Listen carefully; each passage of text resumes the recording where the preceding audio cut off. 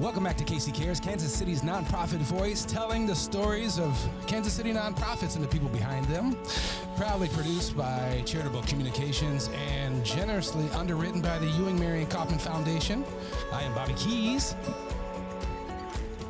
And I'm Ruth Baum-Biggest, and we continue to bring nonprofit stories in and around the Kansas City area from a safe distance. We just want to let everybody know that we are abiding by the rules as they are at this moment in time. And we're chatting with some great nonprofits and hearing about how resilient so many are. And we have one of those organizations today. Joining us is Jenna Neher, who is the president of National Multiple Sclerosis Society Mid-America. Jenna, welcome. Hi. Thank you so much. Thank you for having me. And I'm thrilled that we're able to do this in a safe and socially distant way.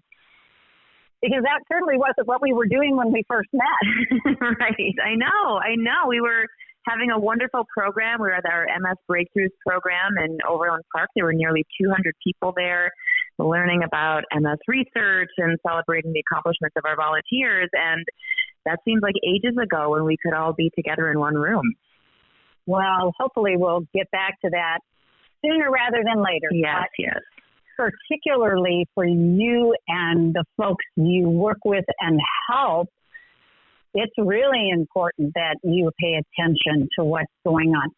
So I think maybe a great jumping off point is, can you give us a good definition or description of what MS is?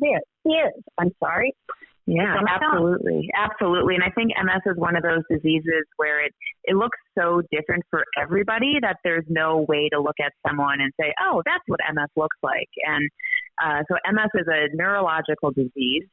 It affects the central nervous system. So our nervous system is made up of course, all these nerves, and those nerves are coated with something called myelin. And it's an autoimmune disease, which means that your body attacks its own tissue. And in MS, it attacks the myelin. So when your body is trying to send messages, your brain's trying to send messages to your body, if your myelin is affected, if that insulation around your nerves isn't functioning right, the information from your brain to your body is going to get interrupted. And depending on where the damage is in your brain and your nervous system, it's going to give you different symptoms. So for some people, they may have a more mild case where they may experience some numbness and tingling. And for others, it could be, a variety of symptoms that lead to blindness, paralysis. And it really does vary person to person. And it varies for each person throughout the course of their disease. How do you discover it? How is it diagnosed? Yeah, we've made a lot of progress in our diagnostics. And I think that many people, in stories that I've heard of people affected by MS, oftentimes people will present with, the left side of my body is numb, or, I'm having some strange vision issues that just came on all of a sudden, or, and for some people, they've completely lost the use of their legs or their arms. And so people will go to the doctor, to a neurologist, and they'll get an MRI. And that MRI will reveal where there are what we call lesions in the brain and the spinal cord. And once that happens, what's the next step for somebody who gets that diagnosis? Yeah. So at this point, we don't have a cure for MS. However, we have, the number keeps increasing even just in the past couple of weeks here, but we have about 20 disease-modifying drugs that can slow the progression of the disease. And most of those medications are approved only for relapsing forms of MS, which means relapsing. About 80% of people have relapsing forms of MS, which means that they may have a flare-up of symptoms, and then those symptoms tend to go away or at least recede to a more significant point. And then about 20% of folks have what we call progressive MS, where they have that flare-up of symptoms, but then their condition continues to progress in terms of more disability and impairment. And so the majority of medications that we have right now are for those relapsing forms of MS. However, there are some medications now. Even we actually just saw our first medication in the past couple of years approved for progressive MS. So we have a lot of work to do for sure in the progressive MS side. But when someone is diagnosed, working really closely with a neurologist to decide, hey, do we need to do steroids? Let's get you on a disease-modifying drug right away to help slow the progression.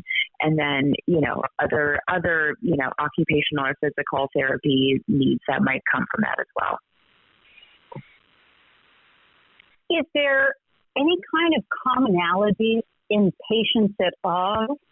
For example, age or sex or part of the world you're from, anything like that? Yeah, that's a great question. We know some things. We don't know what causes MS, but we do know some things. We know that women are 2 to 3 times more likely to develop MS than men. We know that people are diagnosed in kind of between the ages of 25 and 40, most common, so that prime of life, starting your career, starting your family, that time of life. We know that the further you are from the equator during the first 12 to 15 years of your life, the more likely you are to get diagnosed than someone who lives more closely to the equator. So we know that people of Northern European ancestry are also more commonly diagnosed. So there are some things we know from an epidemiological perspective, but we can't pinpoint exactly what makes someone more likely than someone else. The other thing I will say to that point is we know that MS is not hereditary, meaning that if your mom has it, it's 50-50 chance you're going to get it. But we do know that there's a genetic component. There are over 200 genes that have been identified that increase someone's risk for developing MS. So what we're looking at is, okay, if you have this genetic predisposition, what is it in the environment that basically triggers that gene, flips the switch to turn it on, and have someone develop MS. So there's a ton of work in our research that's really delving into the genetic elements of this disease. So with all that great information, we know it's autoimmune. There isn't a cure. There are drugs out there that help with the symptoms. Research is going on. What is the MS Society focused on in Kansas City particularly? Well, we especially right now, gosh, I feel like the conversation has changed a little bit. I mean, here's the thing. MS has not stopped during a pandemic, and we are not stopping. I think that the complexity of the needs that people with MS and people affected by MS are facing are amplified right now. And so right now, some of the things that we are doing, and so, in terms of research, we do have some society-funded research projects at UMKC, at KU Med. We have some really phenomenal MS specialty neurologists here in the Kansas City metro that we work really closely with. And then in addition to that, we've just like everywhere, we've had to really reimagine what our what our connections look like. So support groups that we're meeting in person, what does that look like now? So we've worked really closely with our support group leaders to provide virtual connection opportunities to reduce isolation, which is, even more of an issue right now. Isolation, of course, is challenging for all of us, but particularly people who may be living with a disability.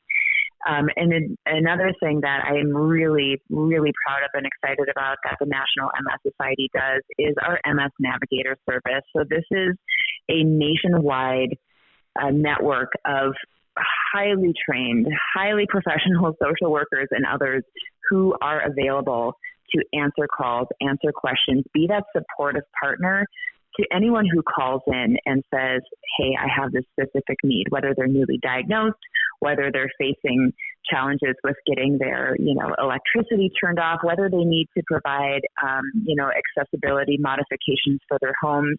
We provide that supportive partnership and make sure that they're connected to the community resources they need, to case management services they may need, and to other resources that the society offers. And that's been hugely accessed right now, as you can imagine, during this pandemic.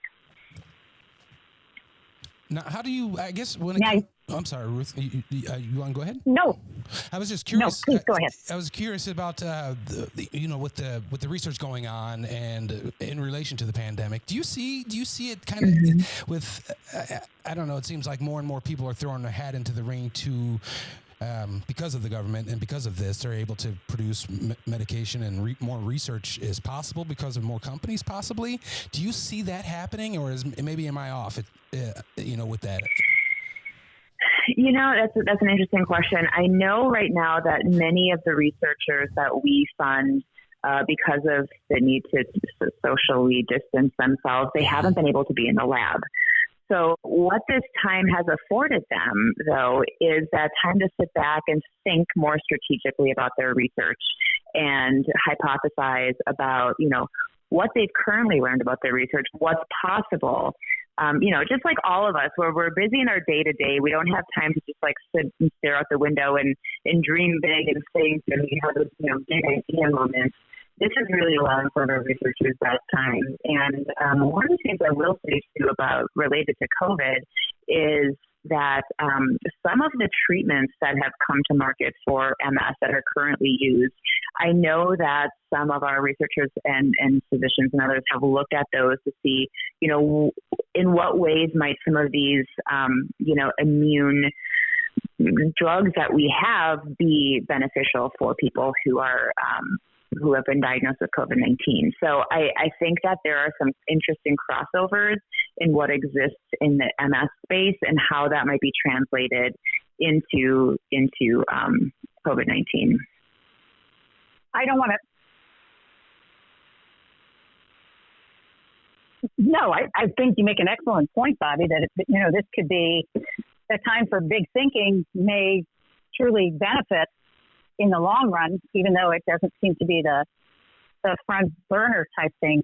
I know you've had to take a pivot with one of your biggest activities, and that's the MS Bike event that comes up every year and we hear about. Tell us a little bit about what you're doing around that. Yeah, so thanks for asking. We do two really big events, actually nationwide. Our Walk MS events and our Bike MS events are huge. And we, at the beginning of this pandemic, decided that we needed to transition our entire Walk MS spring season to virtual. So we have moved all of our Walk MS events. The Kansas City one would have been on April 25th, and we would have all been together, thousands of us, rallying around one another. But we had to reimagine that. And one of the things I will say, and I thought about this right when we got into this madness of the pandemic, is that the type of adapting and creativity that every single one of us has had to do during this time is something that people with MS do every single day. They've had to figure out, okay, so what does today look like? How do I make this work? My symptoms may or may not show up today. How do I adapt to this new world every single day? And so I have found a lot of inspiration in the people who I work alongside who are living with MS in how they approach their day, how they approach life. And our Walk MS virtual experience was no different. We saw people come out with all kinds of creative ideas, really unique ways to build community, really fun ways to continue to raise the important funds that we need to keep our work going. And you mentioned Bike MS, and I think that's what a lot of people know us for. And, definitely we were named the best organized bike ride in Kansas City by The Pitch, which is really exciting. And I think it's well-deserved because we are a really fantastic organized bike ride. In fact, Bike MS is the largest fundraising cycling series on the planet. And we are thrilled that here in Kansas City, we've got one of the top 20 rides in the country. So as of now, our Bike MS ride, which is scheduled for the last weekend in September, it is still on. However, we continue to have conversations with, monitoring the, guidelines, having conversations with the right officials, really imagining what does it look like if we come together as an organized bike ride? How do we do that safely and effectively? So we have those conversations. As of now, we're still a go.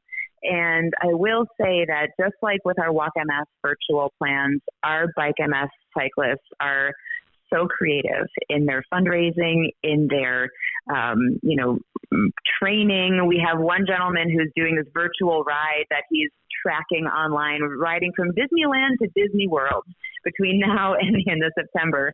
So miles he logs is going to, meet those virtual miles, and he's doing his fundraising around that. So as of now, we are all systems go, but you're right. It is a pivot. It's a pivot in how we engage people from afar, how we build virtual communities, and how we keep the momentum high to continue the important fundraising that we need to do. What's the best way for folks to get in touch with you and find out, real time what's going on and how they might help or be engaged? Absolutely. Our website, mssociety.org or nationalmssociety.org is a great place to learn. First of all, we have so much updated information right now about COVID-19. That was one of the first things that we did, is make sure that we had timely, accurate, relevant information available, so people can find that on our website at nationalmssociety.org. And you can also find links there for Bike MS. Our virtual Walk MS pages are still open. We have lots of ways to get involved with our public policy and advocacy to ensure that people locally and federally understand the decisions that they're making for their constituents with MS. So I'd say visit our website. Jenna, it's great to have you and be able to enlighten folks on MS and how you're keeping the ball rolling. Absolutely. Thank you so much for having me. Inspired by Ewing, Marion, Kauffman, the Kauffman Foundation believes that every person, regardless of their background, should have the opportunity to learn, to take risks, and to own their success. Working together with our Kansas City community and beyond, we take on approaches that break down barriers, providing people with the necessary skills throughout life to make or take a job and ultimately give back to their community. By listening to the communities we serve, tap into our learnings and relationships, and bring everyone together to build and support programs that improve education, boost entrepreneurship, and help Kansas City thrive. Learn more at Kauffman.org.